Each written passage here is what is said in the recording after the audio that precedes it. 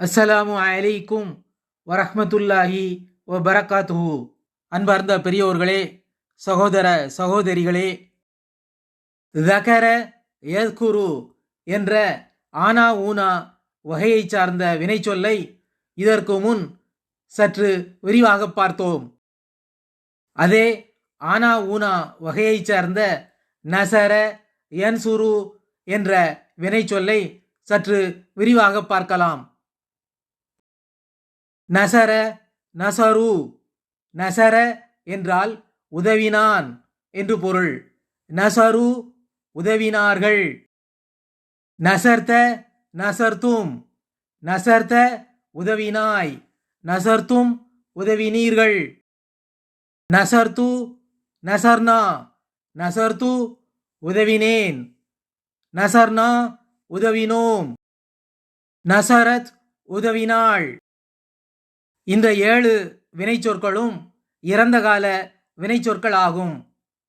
மூலச்சொல்லின் இறுதியில் சுருக்கெழுத்து இணைக்கப்படுகிறது. மூலச்சொல்லின் நடு எழுத்து ஆ குறியீட்டை பெற்று வந்துள்ளது. யன்சுரு யன்சுருன. யன்சுரு உதவுகிறான், உதவுவான். யன்சுருன உதவுகிறார்கள், உதவுவார்கள். தன்சுரு தன்சுருன. தன்சுரு உதவுகிறாய், உதவுவாய்.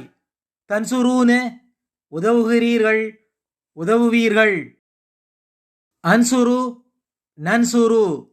அன்சுரு உதவுகிறேன், உதவுவேன். நன்சுரு உதவுகிறோம், உதவுவோம். தன்சுரு உதவுகிறாள், உதவுவாள்.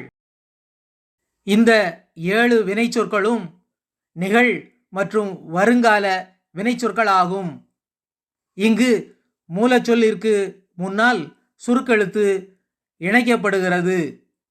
உதவுகிறார்கள் என்ற படரக்கை பன்மை சொல்லுக்கு ஊன என்ற பின்னெழுத்தும், உதவுகிறீர்கள் என்ற முன்னிலை பன்மை சொல்லிற்கு ஊன என்ற பின்னெழுத்தும் இணைக்கப்படுகிறது.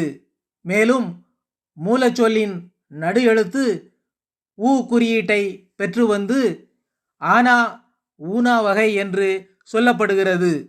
இந்த வினைச்சொல் வாய்ப்பாட்டை கற்கும்போது ஒரு வினைச்சொல் யாரை குறிக்கிறதோ அவரை காட்டுவது போல் கையசைத்து சற்று சப்தமாக வாயால் சொல்லி மனனம் செய்து கொள்வது வினைச்சொற்களை வேகமாக கற்றுக்கொள்ள உதவியாக இருக்கும்.